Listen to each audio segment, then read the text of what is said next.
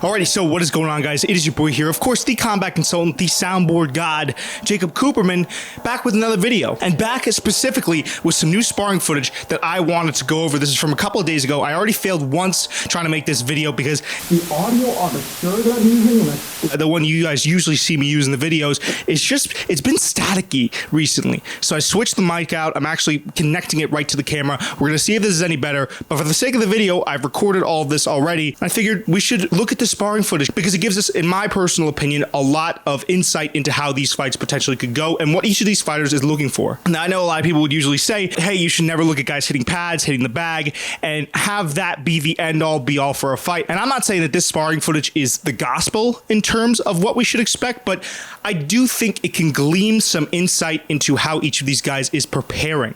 We got to read between the lines. So without further ado, the breakdown, as Wade would say, starts now. Fate you guys out with that intro. You thought I was going to do the Wade concept. Nope. No, this is my own channel. But Wade's a GOAT. Shout out to Wade. All right, so here we go. We got Tommy Fury here. He's training. Interesting off the bat. Nice clean 1-2s. No fat on a lot of his shots. Minimal head movement. His hands are moving with his head. I like that. Footwork seems to be nice. He's turning that back leg in when he's throwing the cross. And he's stepping with the jab. I also like that, as I said, when his head moves, his hands are right there. Now, his lead hand tends to get a little, just a teensy bit low at times, and he's got to watch that, especially against a guy like KSI that's so explosive and that can do the things that he can do. A lot of the reason people are giving the YouTubers in these matches the benefit of the doubt is because both of them, KSI and Logan Paul, have a ton of power. They're big physical dudes, right? We've seen KSI before look for the knockout, and he's going to be looking for the knockout this fight because that's what we've come to expect from an athlete in KSI. We're not expecting long, drawn-out decisions or tactical affairs where KSI stays behind the jab, uses his footwork to angle out. No, we're looking for that hands-down, almost Michael Venom Page type stance, and KSI winging shots over the top. That's what he does best. And if Tommy does not keep that lead hand up near his head, you see, I just freeze-framed it here. You see how one hand kind of just stays a little bit above, and it's his backhand, his cross hand stays a little bit above his lead hand when he's just out and idling. That could be a big issue, especially because you have to think, right? This is the stuff that these guys train when they are not exhausted, when they haven't been in the ring for 6 rounds, 7 rounds, right? When they're not, their cardio is not worn down. And while again, I will say his footwork looks good, everything looks short, choppy. Your hands, as the fight progresses, lower and lower. The more tired you get, lactic acid builds up in the muscle. Emphasis on the muscle, Jesus Christ. But as your lactic acid builds up in your arms, so too does your cardio fade, and that's gonna bring his hands down further. So idealistically, what Tommy Fury should be looking to do is be keeping his hands right up here. Now, my instructors tell me it's right at your forehead, and then for body shots, you can kind of move with it, right? It should be here. Where he has it is kind of around this range. He almost has it in like a, it's almost in between a boxing and a karate stance, or maybe even like a Muay Thai stance, you know? He's starting to, he has the beginnings of like a leg up kind of Muay Thai, you know, light on the front foot type of deal. And listen, is it better again than KSI's kind of weird karate type of style that he's got going for him?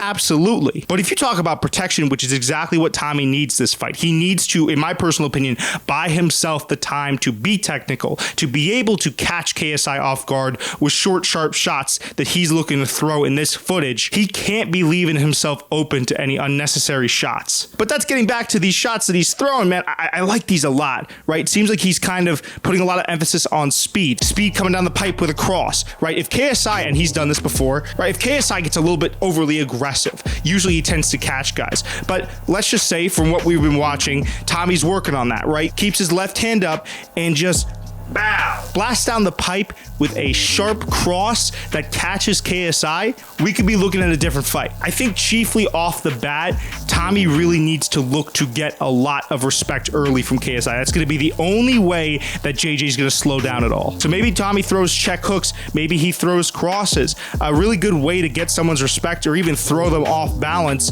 and get them out of the rhythm is staying behind a nice jab.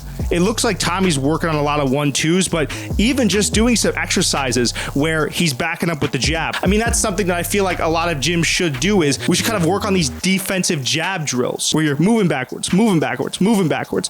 using the jab to circle out, maybe using a check hook to circle out, right? The combination of footwork and of hand speed and of throwing shots, hand-eye coordination, will be of extreme importance, and you can mark my words on this, of extreme importance in Tommy's fight against KSI. Now, the lack of head movement, I don't know if that's necessarily startling again, because it is in training, but it wouldn't hurt him to kind of practice just after he disengages, maybe moving his head, getting his head back there. I actually kind of do like how little he moves his head, because I think a lot of guys in the scene, they'll overextend, right? Their head will be down here, their head will be over here, and they're doing all these things. Tommy, it's boom, boom, boom.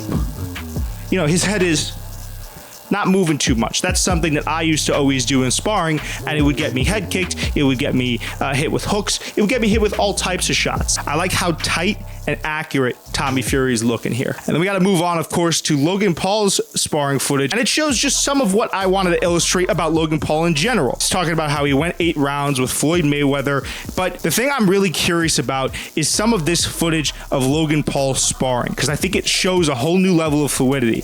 Obviously, Logan's a massive guy, and there's been a lot of controversy about whether or not he's on test or gear or any of these things. I tend to think that if you're that size and you have that little body fat percentage, I'd be amazed if you weren't on something. Maybe it's not even illegal, but at the very least, he's gotta... There's got to be something in the mix there. The point still stands, though. Logan's a big guy, right? And when you think about big guys in the ring, what do you think of? You think of a Tyson Fury, right? You think of an Anthony Joshua, an Andy Ruiz, all these heavyweight staples. I'm not saying Logan's a heavyweight, but these guys that are bigger, Logan's, I'm pretty sure, definitely above 6 foot, and he has a ton of muscle mass that comes with physicality. And if you think about a way to win a boxing match when you might not have the fluidity advantage, because you're going in there against a guy like Dylan Dennis that has had experience in an octagon, has had experience sparring with McGregor, who's generally probably pretty relaxed with the sport and knows the ins and outs of movement and feels comfortable with the ins and outs of movement. I honestly believe physicality and aggressiveness should be the way that you approach a fight. And for what it looks like here, we see Logan, he's training high intensity, and there, right there, that's a whipping body shot. I wouldn't be surprised if we see Logan clinch up with Dennis early. You see those, what I can only describe as kind of stiff, but not in a bad way, stiff shots that are quick, that are coming off the bat fast. I think what we see from him is we see him corral Dennis against the ringside, wear down on him, put that shoulder into him, rip body shots. You want to slow Dennis down if you're Logan Paul. You see there, even in that sparring footage, Logan quite literally has his sparring partner against the ring. I'm just taking a look at the natural abilities each guy has. And when I see Logan Paul, I see a guy whose single best asset is his athleticism, is his physicality. Whether it's natural or not, he will 100% lean on that against Dennis. This is just my honest predictions, my honest thoughts. I will be doing a live fight companion the 14th, so tune in for that. And it's been your boy, the combat consultant, the soundboard god, Jacob Cooperman. See you in the next one.